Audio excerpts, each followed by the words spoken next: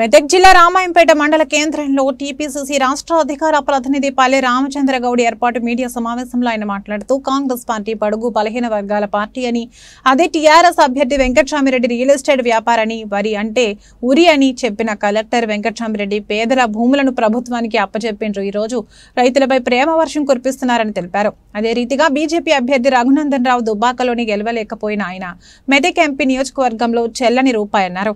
అదే కాంగ్రెస్ పార్టీ అంటే నమ్మకం అంటేనే కాంగ్రెస్ అని పేర్కొన్నారు. బీఆర్ఎస్ బీజేపీ పార్టీలు తోడు దొంగలే అని ఆయన అన్నారు.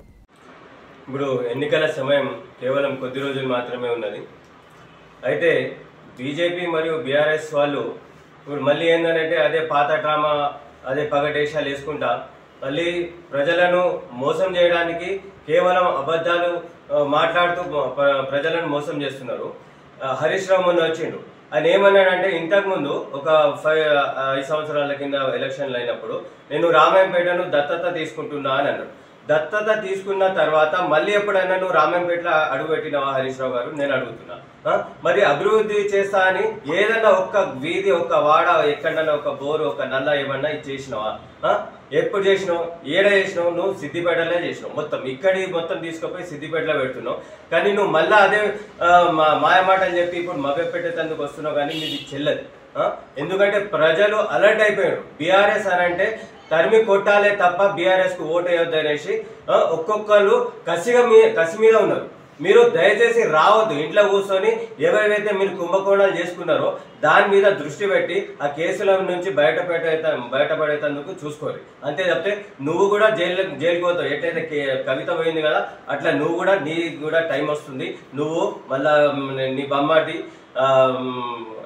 అందరూ కూడా జైలుకి పోతారు త్వరలో. అయితే ప్రజలను కోరుకునేది ఏంటంటే ఇప్పుడు వీళ్ళ మాటలు బీఆర్ఎస్ కానీ బీజేపీ వాళ్ళు ప్రచారం చేస్తున్నారు. ఏం ప్రచారం చేస్తున్నారు? జై శ్రీరామ్ అంటూ. ఇది సెంటిమెంటే. జై శ్రీరామ్కు ఎన్నికలకు ఏమైనా సంబంధం ఉన్నదా? జై శ్రీరామ్ మీ వ్యక్తిగతం. సెంటిమెంట్ అనేది అది దేవునికి ఎలక్షన్కి ఏమైనా సంబంధం ఉందా? మీరు మాయమాటలు చెప్పి సెంటిమెంట్తో ఓట్లు దండుకుంటామని చూస్తున్నారు. కానీ ప్రజలు ఎవరు నమ్మే పరిస్థితిలో లేరు. మీరు ఇవన్నీ సెంటిమెంట్లు ఇవన్నీ ప్రజల మీద మోపదు. అర్థమైందా? ఇంకోటి ఏంటంటే బడు బలహీన వర్గాలకు సంబంధించిన వ్యక్తి నీలం మధు గారు కింది స్థాయి నుంచి వచ్చినాడు, నిరుపేద. ఆయన ఏంటంటే ప్రతి పౌరుని కష్టం, ప్రతి రైతు కష్టం అనేది ఆయనకు తెలిసి ఉంటుంది. అందుకే ప్రజలను కోరుకునేది ఏంటంటే కేవలం కాంగ్రెస్ పార్టీతోనే అభివృద్ధి సాధ్యమవుతుంది. నీలం మధు గారిని గెలిపించుకుంటే మనం ఇక్కడ డబల్ ఇంజన్ సర్కార్, ఇక్కడ మనది స్టేట్లో కూడా మన సర్కార్ ఉంటుంది, సెంట్రల్లో కూడా మన సర్కార్ ఉంటుంది. కాబట్టి మనం అభివృద్ధి అనేది చాలా ఎక్కువ చేసుకోవచ్చు. వీళ్ళని ఓట్లు వేస్తే మనం మా అన్నగారు చెప్పినట్టు మల్లెచెర్లో వేసినట్టే. అంతే తప్పితే దాంతో లాభం ఏం లేదు. కావున ప్రజలందరూ దయచేసి చాలా ఆలోచించి కాంగ్రెస్ పార్టీకి మాత్రమే ఓటు వేయాలనేసి ఈ సందర్భంగా తెలియజేస్తున్నారు. జై కాంగ్రెస్. నేడు ఈ టీఆర్ఎస్ బీఆర్ఎస్ నాయకులు మాట్లాడుతున్నారు ఏంటంటే అన్నీ ఇప్పుడు అధికారం పోయినాక వాళ్ళకు ప్రజలు గుర్తుకొస్తారు, రైతులు గుర్తుకొస్తారు. అధికారంలో ఉన్నప్పుడు ఆ ఫామ్ హౌస్ తప్ప బయటకు రాని ముఖ్యమంత్రి గారు ఇలా ఫామ్ హౌస్లకైనా బయటకు వచ్చి రైతుల అదేదో మేమేమో చేసి పడగొడతాం అన్నట్టు తిరుగుతున్నాం. ఎందుకంటే ఇంతకుముందు రైతులను పట్టించుకోలే, ఎవరిని పట్టించుకోలే. మరి ఇంతకుముందు మీ ప్రభుత్వంలో పంట నష్టపోయిన రైతులకు ఏమన్నా మీరు సాయం చేసిరా? మా ప్రభుత్వం చేస్తుంది. ఇప్పుడు వడగళ్ల వానతోని, అకాల వర్షాలతోని రైతులు నష్టపోతే ఎకరాకు 10,000 చొప్పున ఆల్రెడీ అకౌంట్లో వేసేస్తుంది మాకు అవును. మరి మీరు ఇప్పుడు రైతులు మీ ఇంత ప్రేమ ఎందుకు గుర్తుకొస్తుందో ఈ హరీష్ రావుకు కానీ కేటీఆర్కు కేసీఆర్కు? ఎందుకంటే అధికారం పోయినాక కళ్ళు ఇప్పటిదాకా పైన ఇప్పుడు దిగి వచ్చినాయి, మళ్ళీ కూడా దిగి వస్తాయి. ఇప్పుడు ఎందుకంటే తెలంగాణ రైతాంగం మొత్తం గుర్తు చూసురు. వాళ్ళు లేని ఉన్నట్టు ఏదో మీరు 10 ఏళ్ళు అయినా కానీ అధికారంలో ఉండి ఒక్క రూపాయి మాఫీ చేయాలంటే ఫస్ట్ టైం 4 విడతలు మాఫీ చేసారు. 4 విడతల ₹1,00,000 మాఫీ చేయడానికి 4 విడతలు అంటే 5 సంవత్సరాలు పట్టింది. ఆ తీసుకున్న ₹1,00,000 లక్ష అయినవి అవి మాఫీకి వర్తించదు. రెండో టైం కూడా మాఫీ చేస్తా అని అధికారంలోకి వచ్చి ఒక్క రూపాయి కూడా మాఫీ ఎలక్షన్ టైంలో మేము చేస్తున్నామన్నారు కానీ చేయలే. మీరు 10 ఏళ్ళు పాలించి మాఫీ చేయకుండా పోయిన దద్దమ్మలు మీరు వచ్చిన కాంగ్రెస్ ఇప్పుడు ఇస్తుంది. ఆల్రెడీ కొన్ని మాఫీ అయినాయి. ఇప్పుడు ఆల్రెడీ ఇప్పుడు ₹1,00,000 కొంతమంది ఒక 75% మాఫీ ఆల్రెడీ వచ్చేసి రివల్ అయిపోయినాయి. ఒక 20-25% 5 ఎకరాల లోపు వాళ్ళకు ఆగినాయి. అది కూడా నేను రిలీజ్ చేస్తే మళ్ళీ వీళ్ళు మళ్ళీ దీని వలన వీళ్ళకి ఎలక్షన్గా లబ్ధి పొందుతారనే విషయం మళ్ళీ ఈసీ కాంప్లైంట్ ఆపించిన దద్దమ్మలు ఈ బీఆర్ఎస్ కావచ్చు, బీజేపీ కావచ్చు. మీరు ఇప్పుడు మీకు ప్రజలు గుర్తుకొస్తున్నారని మేము అంటున్నాం. దయచేసి రైతాంగం కావచ్చు, ప్రజలు కావచ్చు, ఇలా వాటికి వేస్తే ఓటు అది చెత్త కుండీలు వేసినట్టయితే. ఎందుకంటే గవర్నమెంట్ మాది ఉంది, కాంగ్రెస్ ఉంది కాబట్టి కొన్ని మెజార్టీ సీట్లు ఇస్తే సెంట్రల్ నుంచి ఫండ్ తీసుకొచ్చి తెలంగాణ డెవలప్ చేయవలసి వస్తుంది. వాళ్ళకి ఇస్తే ఇప్పుడు ఇంతకుముందు సామెత ఉన్నది, గాడికి గట్టేసి ఆవు పాలు పెట్టితే ఏడిస్తాయి అన్నారు. ఇప్పుడు మేము కూడా అదే అంటున్నాం. ఇక్కడ గవర్నమెంట్ ఉన్నది, దీనికి ఓటేసి గెలిపించి మెజార్టీ సీట్లు ఇస్తే నిధులు తీసుకొచ్చి తెలంగాణ డెవలప్ చేస్తాం. మరి బీఆర్ఎస్కి వేసిన చెత్త కుండలు వేసినట్టే, బీజేపీకి వేసిన చెత్త కుండలు వేసి బీజేపీ ఇప్పటిదాకా మీరే కదా 10 ఏళ్ళు పాలిస్తున్నారు కదా. మీ అది ఇప్పుడు మరి ఎన్ని మీరు ఇండస్ట్రియల్ తీసుకొచ్చారు, ఎంతమంది యువతకు ఉద్యోగాలు ఇచ్చారు, ఎన్ని ఐటీఐలు ఎన్ని ఇండస్ట్రియల్ తీసుకొచ్చి ఏం చేసారు మీరు? ఇప్పటిదాకా మీరు ఏం గుర్తు ఇవన్నీ చేయలే కాబట్టి ఇదేదో మాఫియా మీది. బీఆర్ఎస్ బీజేపీ రెండు ఒకటే మాఫియా అనేది మనం చూస్తున్నాం. అప్పుడు నల్ల రైతులకు నల్ల చట్టం మీద కూడా పార్లమెంట్లో బీఆర్ఎస్ వాళ్ళు కలిసి బిల్ పాస్ చేసుకున్నారు. అప్పుడే తెలిసిపోయింది వీళ్ళిద్దరు ఒకటే అనేది. ఏదో పబ్లిక్ నాగం చేయడానికి వచ్చి హరీష్ రావు నువ్వు ఖబర్దార్ బిడ్డా, నువ్వు మెదకులు వచ్చి నువ్వు చెల్లని రూపం అయిపోయినావు, నువ్వు వీడికి వచ్చి ఏదో మాట్లాడి ఏదో చేసేస్తున్నావు, నిన్ను మెదకు ప్రజలు ఎప్పుడో తరిమి కొట్టిరు, మళ్ళీ నిన్ను ఇక్కడ అక్కడ సిద్దిపేట దాటనేప్పుడు మళ్ళీ మేము చేస్తామని చేస్తున్నాం. నీ అసలు మోసపూర్తి నువ్వు ఎంత డబ్బులు పోయి మాట్లాడుతావు మాకు అర్థమైంది బిడ్డ. ఖబర్దార్ హరీష్ రావు. జై కాంగ్రెస్. చేసిన తర్వాత లేకుండా బీఆర్ఎస్ బీజేపీ ప్రభుత్వాలు ఇబ్బందికరంగా చేసి ఎలక్షన్ కమిషన్కు ఇబ్బంది చేసి ఇప్పుడు 9th వరకు రేపటి వరకు అందరి అకౌంట్లో రైతు బంధు పడేయాల్సిన సమయంలో రైతు నోటికాడ కూడును నాశనం చేసిన 2 బీజేపీ బీఆర్ఎస్ పార్టీలను రైతులు ఖచ్చితంగా ఓడగొట్టాలని ఈ సందర్భంగా కోరుకుంటూ, ముఖ్యంగా ఇక్కడ లేని దాన్ని ఉన్నట్లు ఉన్నది లేనట్లు బీజేపీ బీఆర్ఎస్ 2 కలిసి నాటకం ఆడుతున్నది. ఎందుకంటే కరెంటు ప్రాబ్లం లేదు, ఎలాంటి ప్రాబ్లం లేదు, వడ్లు కొంటలేరు అంటారు. ఖచ్చితంగా అన్ని కొంటున్నాం. ఒకటి మాత్రం నిజం, మాకు సమయం లేదు. 2-3 నెలలు అవుతుంది. 2 నెలల నుంచి ఎలక్షన్ కోడ్ వస్తుంది. కొన్ని మేము 6 గ్యారంటీల్లో 5 గ్యారంటీలు ఫుల్ఫిల్ చేయడం జరిగింది. అది మహిళలకు తెలుసు, ప్రతి ఒక్కరికి కూడా తెలుసు. 0 కరెంటు బిల్లు వస్తున్నది, 500కు గ్యాస్ సిలిండర్ వస్తున్నది, తర్వాత ఇది ఫ్రీ బస్సు ప్రయాణం చేస్తున్నారు. తర్వాత ఈ ఇళ్ళకి సంబంధించి ఎస్సీ ఎస్టీలకు 6 లక్షల రూపాయలు, మామూలుగా బీసీలకు అంటే జనరల్గా 5 లక్షల రూపాయలు. తర్వాత ఈ ఆరోగ్యశ్రీ అనేది కూడా ఖచ్చితంగా పార్టీ చేయడం జరుగుతుంది. నిజానికి కొన్ని ఇబ్బందులు జరగవచ్చు, కానీ సమయం లేక 2-3 నెలల లోపల ఇవి చేయలేకపోతున్నాం. భవిష్యత్తులో ఖచ్చితంగా చేస్తాం. ఇవి బీజేపీ బీఆర్ఎస్ అనేటివి 2 ఒకే నాణంలా, ఒక దిక్కు బీజేపీ అనుకోండి, ఒక దిక్కు బీఆర్ఎస్ అనుకోండి. 2 కలిసిన నాటకాన్ని ప్రజలు గమనించండి. ఎటు వేసినా ఆ 2 పార్టీలకు ఏ ఓటు వేసినా అది చెల్లని రూపాయే. ఇక్కడ రామాయంపేటలో చెప్పాలంటే మల్లెచెరువులు వేసినట్టే, బీజేపీకి వేసినా బీఆర్ఎస్కి వేసినా. రెండింటి గురించి చెప్పాలనుకుంటే ఇప్పుడు బీఆర్ఎస్ గురించి సుమారుగా మనము కాంగ్రెస్ పార్టీ ఒక బడుగు వర్గాల అభ్యర్థికి ఇక్కడ ఇవ్వడం జరిగింది. బీఆర్ఎస్ పార్టీ అధిక సంపన్నుడు. ముఖ్యంగా చెప్పాలంటే ఇలాంటి అంటే తెలంగాణ ఉద్యమంలో ఎలాంటి సంబంధం లేని ఒక రియల్ ఎస్టేట్ వ్యాపారి బిజినెస్ మెన్ అండ్ ఒక ఎంప్లాయీగా ఉండి ఆయన ఎన్ని నష్టాలు చేసిండు. ఆయన వెంకట్రామరెడ్డి కలెక్టర్గా ఉండి ఏం చెప్పిండు, రైతులు వరి వేసుకుంటే ఉరి అని ఎన్నో సందర్భాలుగా చెప్పడం జరిగింది. అది ప్రత్యక్షంగా తెలవడం ఉంది. ఇంకోటి బీదలకు భూ ఆక్రమణ చేసి వాళ్ళకి సరైన ధర ఇవ్వకుండా భయపెట్టించి ఎన్నో రకాలుగా ఇబ్బందులు చేసిండు.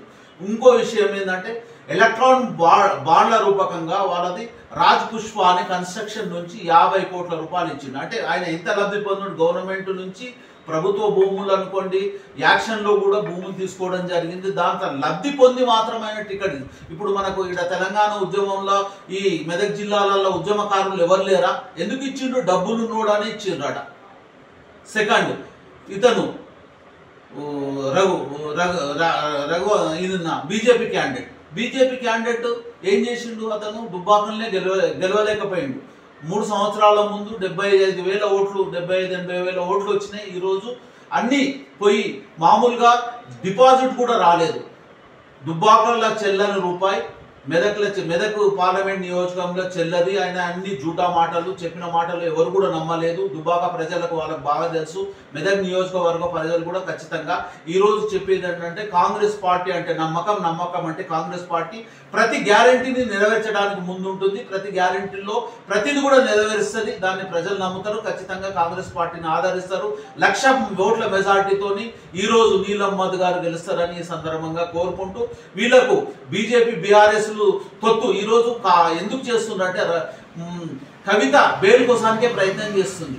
కవిత బెయిల్ వస్తుందని దాంట్లో ఏదో లాలూచి పడి ఇద్దరు కలిసి పోటీ చేస్తుండ్రు. ఇద్దరిని ఓడగొట్టాలని సందర్భంగా కోరుకుంటున్నాను. జై కాంగ్రెస్, జై జై కాంగ్రెస్. జై కాంగ్రెస్.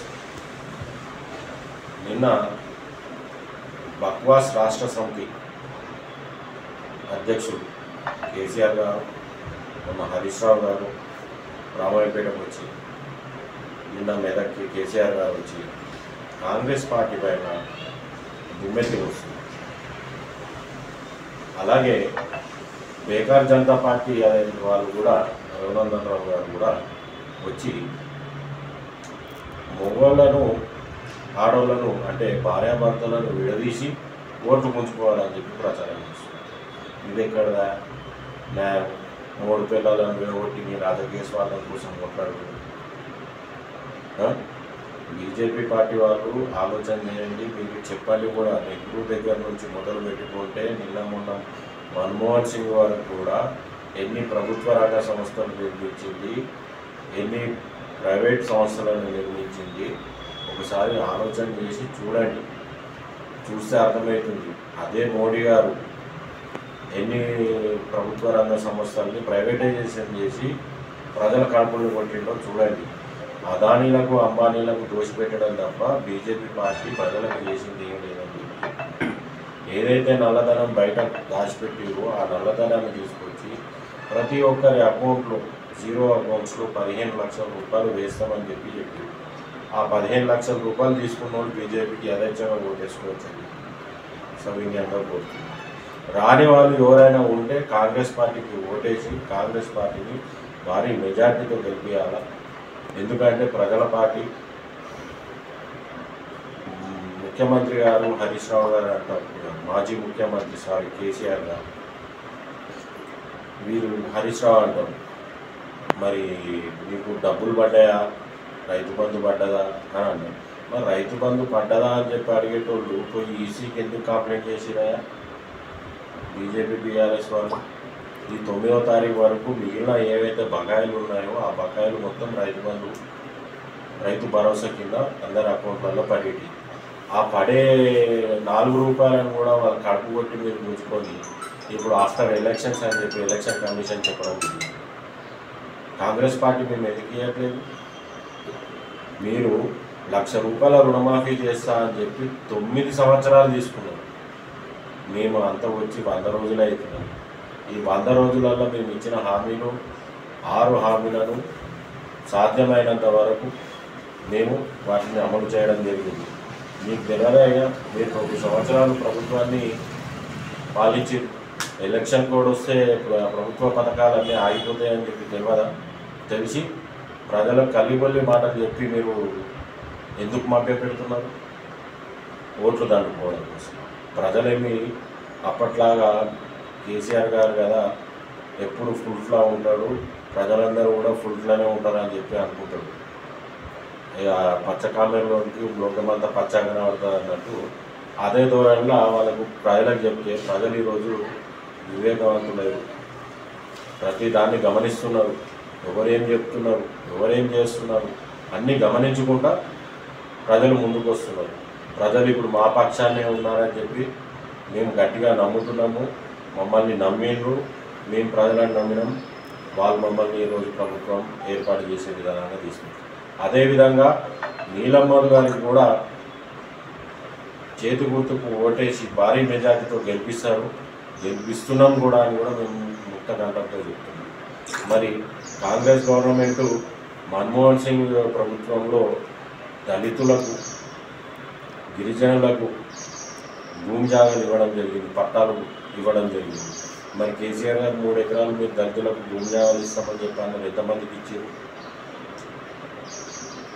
ఎంతమంది పట్టాలు ఇష్యూ చేశారు? రుణమాఫీ చేయడానికి మీకు 9 సంవత్సరాలు పట్టింది. అదే కాంగ్రెస్ పార్టీ గతంలో రుణమాఫీ చేస్తామని 1,00,000, 2, 3, 4, 5 ఎన్ని ఉంటాయి అన్ని రుణమాఫీ చేసి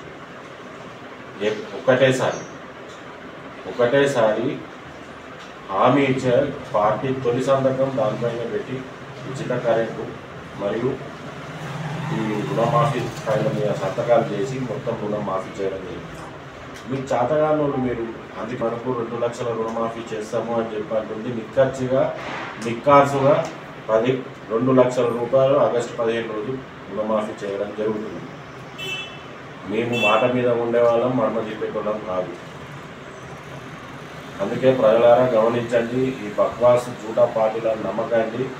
కాంగ్రెస్ పార్టీని మన బడుగు బలహీన వర్గాల అభ్యర్థి నీలమ్మాది గారికి ఓటేసి చేయి గుర్తు మీద ఓటేసి గెలిపించాలని చెప్పి అందరినీ సమన్వయం కోరుతున్నాను. జై కాంగ్రెస్, జై కాంగ్రెస్.